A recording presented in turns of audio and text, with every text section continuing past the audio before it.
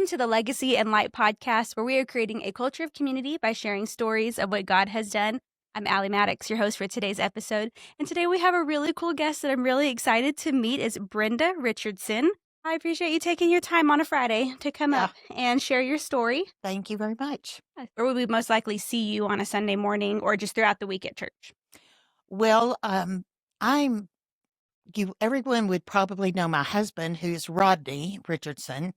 And a funny story, of course, he teaches and we work in Sunday school at 8. Okay. And so I was looking for a stand one time and went next door and was like, do you have one? He's like, I don't know, I don't. And I was like, oh, well, I'm Rodney's wife and I'm looking for a stand. And he said, oh, I'm Sabrina's husband. And I said, well, it's nice to meet you. We know the important people.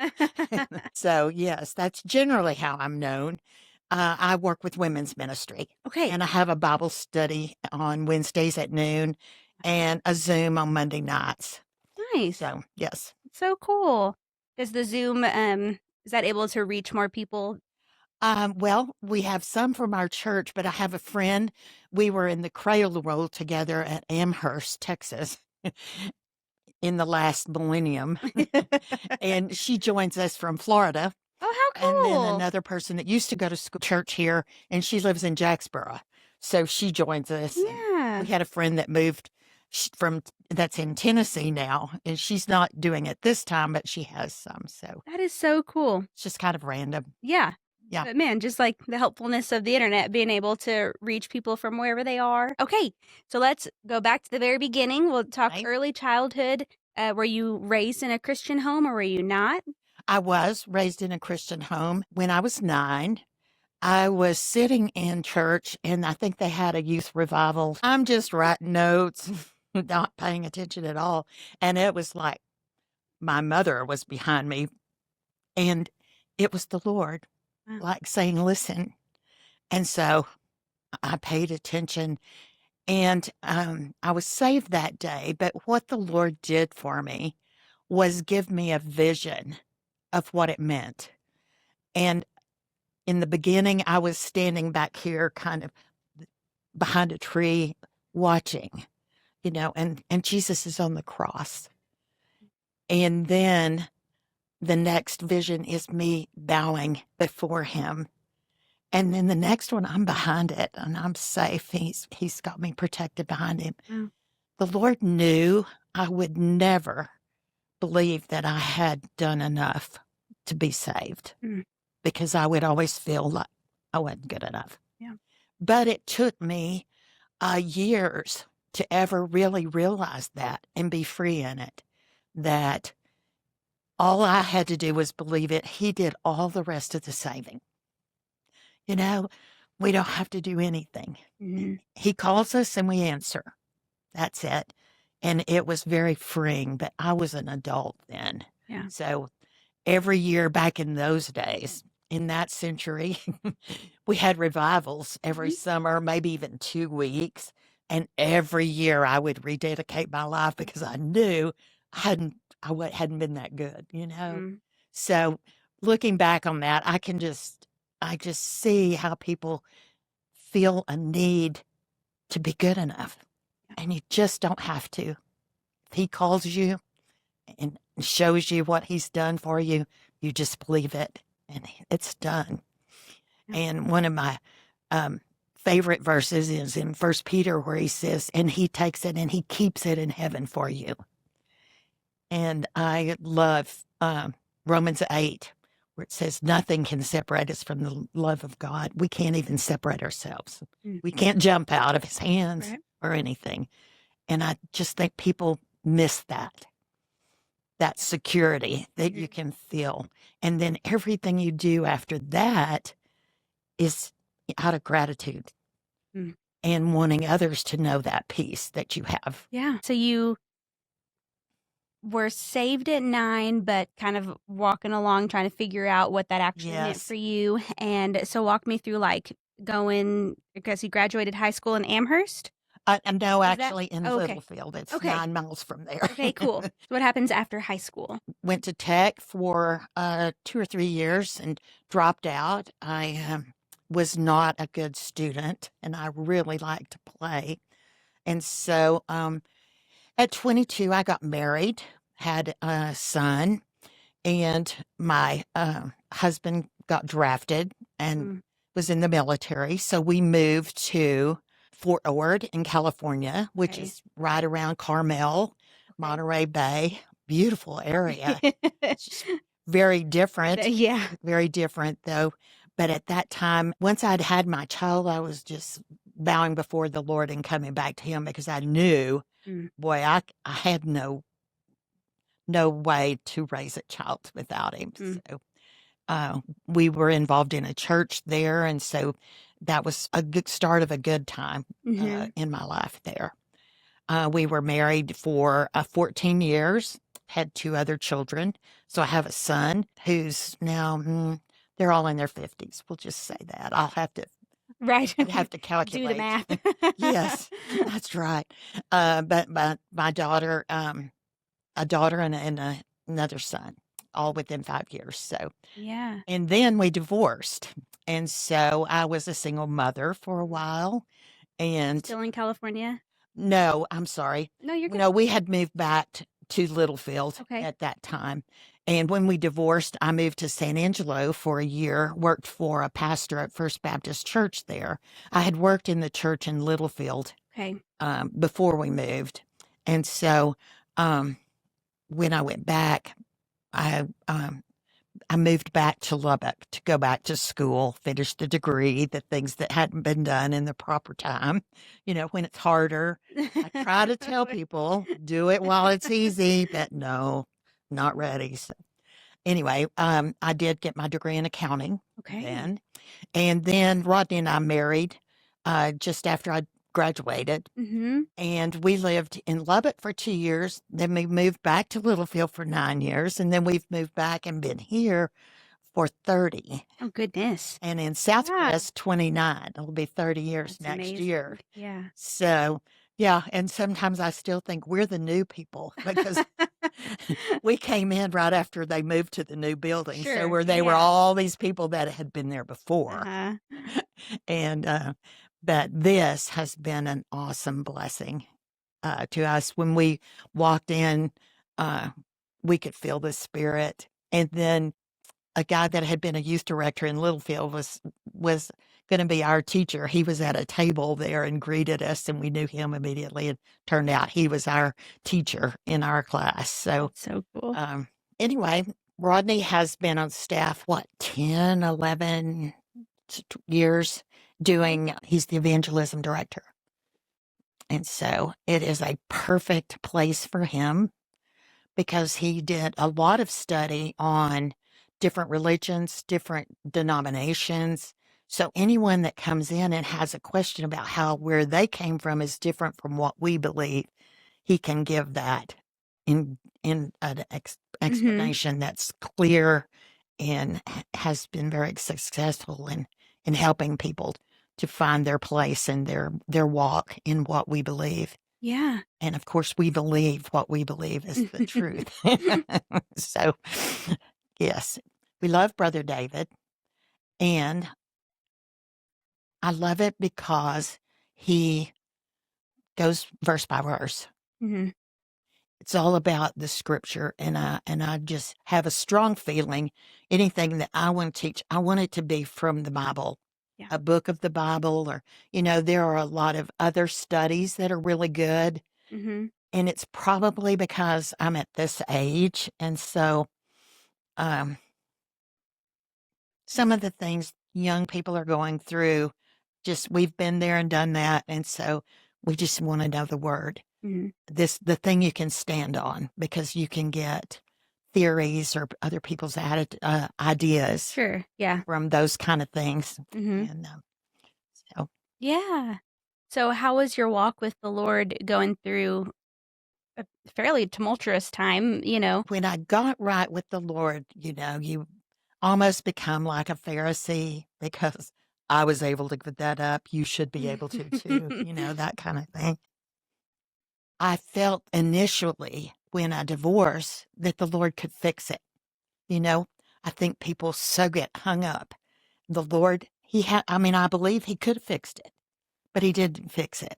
And I was, I might as well say angry. I don't know how angry or frustrated or, here I am divorced. And believe me, when you were divorced in the last century, it's a lot different than now. The attitudes and everything. Uh, I worked in the church in Littlefield and we had deacon ministry, and they could be deacons to women who were single or widowed but not divorced. That was hard in those days, but it was getting better from after the tumultuous 60s and the children of the 60s who wanted to push everything. So I was one. Anyway, but I felt like he could do that. And then I was just overwhelmed with guilt because I thought, just because I got my life right for a year or two, I'm thinking that he should have fixed it, And it kept me at arm's length from church and somewhat for a few years. Yeah. But after Rodney and I married, we moved back to Littlefield. We joined that church. We were both teachers. Before, when I had lived there, I taught in the children's areas, 5th and 6th grade, 3rd and 4th grade VBS, those kind of things. And then we had young couples, our age couples and things. He taught the men and I'd teach the women. We had those classes where you got together for a department opening and then you split up. I think it's called My Life, that sheet that we have people fill out with their testimony to put in the book of life. The day I filled that out was so amazing because, for one thing, you don't go back and remember when you were saved very often. You just know you were. You just think it. But going back and remembering that time and how the Lord spoke to you. And I remember my grandmother saying, "Are you sure you know what you're doing?" And I'm like, "No." What am I doing? I thought this was, So it's been pretty steady since we've been at Southcrest. We've had, times of burnout or whatever, but it's awesome church. It's very glad to be here. Yeah. What does your daily rhythm look like with the Lord right now? I've been doing for a while the read the Bible through in a year. Yeah. The one that has Old Testament, New Testament, Psalms, and Proverbs. Yeah, all on the same day. It's kind of like the, Bible recap. I've been doing this since before there was internet connection. Sure. Yeah. But I try to do that every day and just read through it and try to focus. But it's just specific time with the Lord. And I can't tell you how the Lord has blessed that. Not so much in great knowledge, because I have a hard time focusing, in the morning. It's, but the Lord has just given me people that I've encouraged, and I don't know what I did, but I just see that that's his blessing of being faithful to me because I've been in his word. Not that I recalled a lot, not that I'm a great scholar at it or anything, faithful to him. I think that's his requirement. Just be faithful, whatever you're doing. Yeah. I love that. I love that you have a heart for reaching out to other people and helping other people in their walk in the Lord. I feel like a lot of us can feel like we don't have enough to offer someone else. It's like, well, I didn't go to seminary and I don't have a Bible degree and things, but it's like we're placed in each other's lives for a reason and to help each other, and things that you've been able to walk through that can help another woman walk through that same thing. I think it's so important. And I love that you've grasped, it seems like you've grasped that for a long time. And that's something that you've been doing for a while. I love women's ministry. And I would say my mission really is for every woman to see what they have in Christ.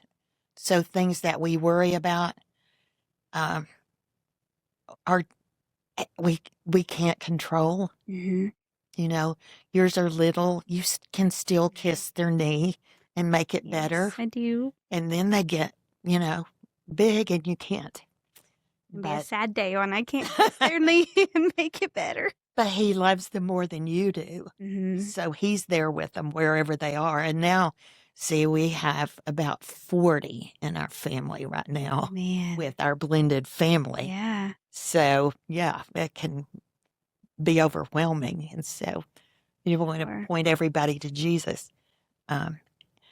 One thing I started about the time when I quit working as much, but I was involved in about 2006.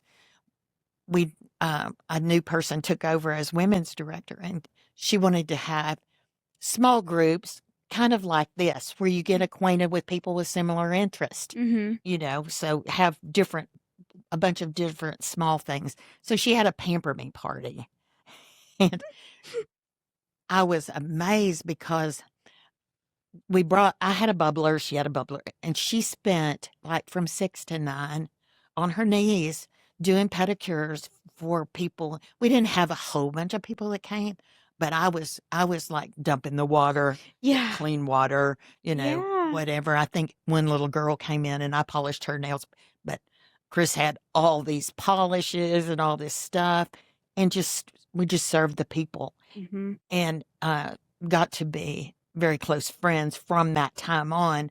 But it's just serving the people wherever they are with whatever they're doing. Mm-hmm. And I like to say, I have beggar bites. That's what I tell our Sunday school class.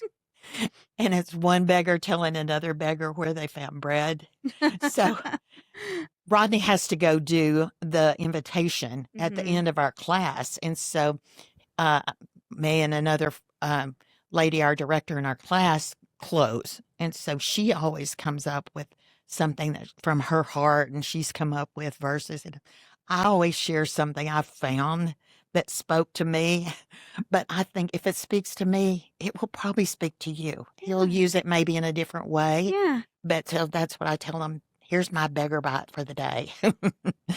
So in our home group, we answer 3 questions. It's how you're feeding your flesh, how are you feeding your soul, and how are you feeding others. And the how are you feeding your soul are the little things throughout the week that you have seen God glimpses in, or what you're reading in your Bible or things. And it's been so great because I love to hear what everyone's doing, like what has God been showing them that week.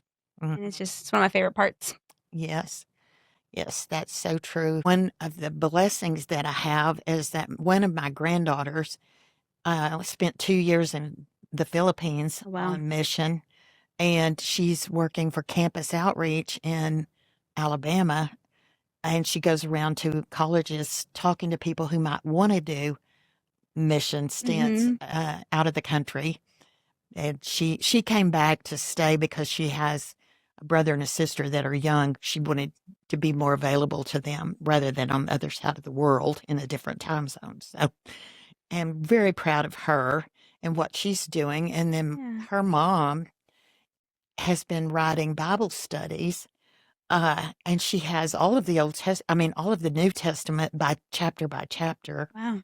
And she's going to be putting it on a website and offering it free to people. Oh, wow. And my mother loved the Lord. Her testimony was that she spent a year reading her Bible every morning before it ever came alive to her. And I always think of that perseverance when you're not getting something. But she did that, and so we always laugh. She would really be happy about this. So it's a heritage, and I like that, and I want to pass it on. Absolutely. Yeah. That's wonderful. Were there any other hardships that have come your way in the last few years? In 2019, my youngest son passed away. He had a problem with alcohol, and he had a seizure, and actually his dentures got off and blocked his airway and for too long, and so he passed away then, which was difficult. Yeah. But what was interesting about that time, 3 weeks before that, the director in our department had a massive heart attack. Tommy Key, I don't know if you knew him, but 3 weeks later, he went to rehab when my son went in the hospital. But when he was able to come back, it was amazing. But I always harassed him and told him he was sent back for me because he said during that time he saw himself being carried, and it was like to heaven, but it was like seeing through glass brick. He didn't really go in there, Mm-hmm. but talked about the colors and things, and he saw his mom, and it was like she was saying, I'm okay, kind of thing. Mm-hmm. But Jesus was carrying him. And I told him, he came back to let me know that's how mine went. Jesus carried him. And that testimony we've been able to share with I don't know how many people. My daughter has a friend whose 19-year-old was killed in a car wreck coming back for spring break. And we had that on an email that we were able to send and share with her just for a comfort. And it doesn't help the loss, Mm-hmm. but we have hope. Mm-hmm. We have hope. And so that was probably the hardest thing we've had. We had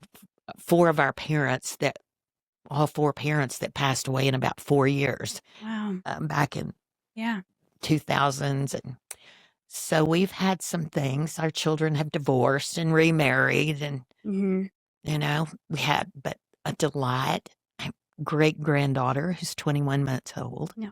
And is a delight. It's so nice because all our grandkids are in their 20s, Mm-hmm. and they're not like, oh, Nana, I want to come see you, but the little ones are, oh, Yeah. yeah. So Well, it sounds like y'all have been very intentional with your family and passing on a generation of Jesus to them. And I've talked about that before on this podcast of how hard that can be to be very intentional and to build your family that way and pass on a good generational. it is. It's so hard to compete against the world Mm-hmm. because it's just flashy and everything's all right. Mm-hmm. I was sharing my bad habit is I like to read fiction. I like fiction, and I like it like Hallmark, where it's always happy. And I try to read Christian fiction, but sometimes I get it, some that isn't. But I was struck by this one lately. It's just been on my mind because the girl ended up pregnant from a one night stand. And her hard time is because her parents are real religious and they'll be hurt and worry about what people think. And I think, we give that vibe sometimes. What will people think? Right. Especially in my day, we did. And yet we kind of miss saying, yeah, there's these rules, but you know why these rules are here? For your very best life. And that doesn't mean you're not going to fall off and have to go with the consequences, plan B. Mm-hmm. But they're not there to really inhibit you. They're there for your best life. But we've kind of missed getting that point across. It's more like rules and things. So, Yep. I know a lot of people, and even sometimes in my own life, I can lean towards the legalism aspect of doing enough and then feeling bad that you're not doing enough. And like you were saying in the very beginning of this, it's just like, that's not the point. You'll never be able to do enough, honestly, I know it. And, but I can be one of those that'll worry because I'm thinking, I'm not doing enough or I'm not feeling enough. And finally, this is like in the last year. This is not a long time ago. It was like, God, you made me this way. I'm just going to go with it.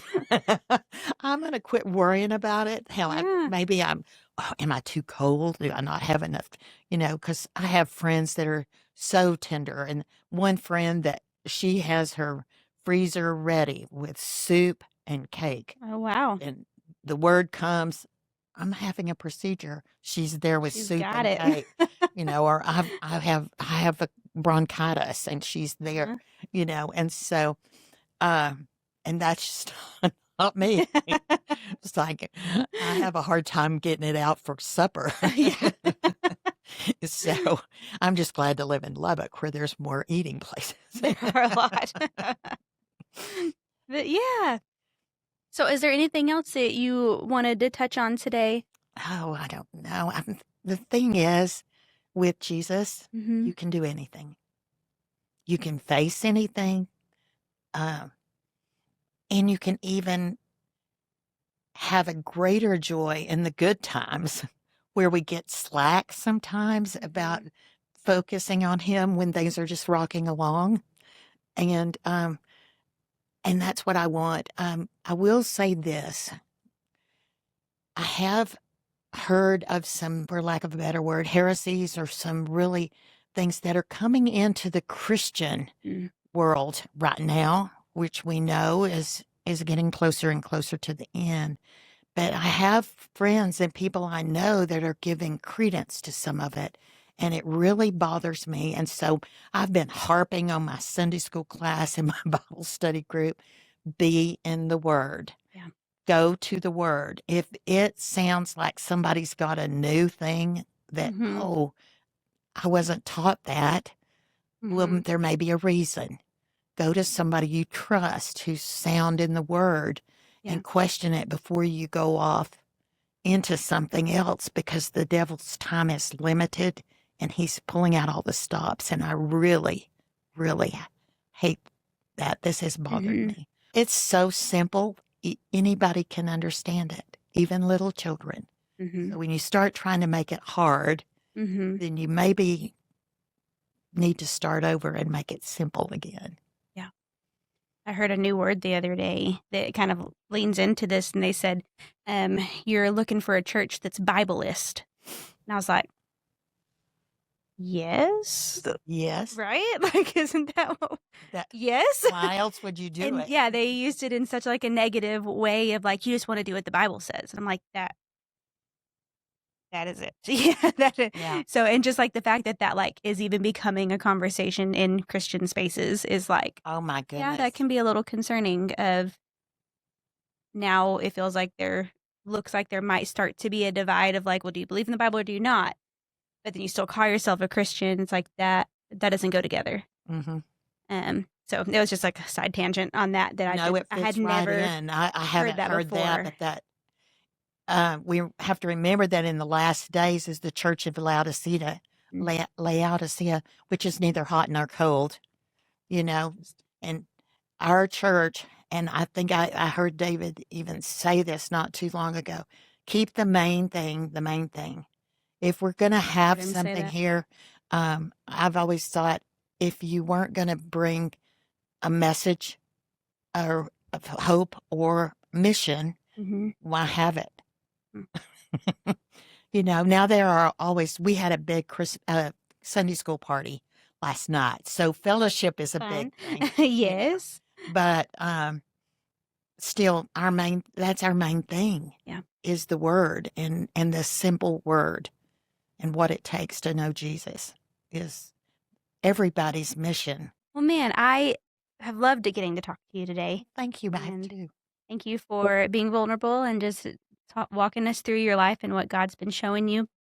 If you had any pieces of advice or resources for the next generation coming up that may be walking through something similar of what you've been doing, what would you tell them? Well, probably the one thing I would say is one day at a time. This has kind of been my theme for today. I sent out to all my family, this is the day the Lord has made. Let's rejoice and be glad in it, because the more you think about what's tomorrow going to bring and what am I going to do then, and what if I can't be, and what if because all you have is today. And if you start your day with him, he just seems to help you get things done the rest of the day that you can't believe. I was talking to one in our family, and who has ill parents and a job and that's demanding, and that was her worry. What am I going to do? What about? I was like, just today, really, all you've got, and he can't help you with tomorrow until it gets here. So you can't get any comfort from the Lord about what's going to happen next week, just today. So if we focus on today, focus on Him first, Mhm. and that's all I know. That's what I do. Mhm. And try to point that to my family. Mhm. Well, I love that. Thank you so much. Well, thank you for inviting me. We'll see y'all next time.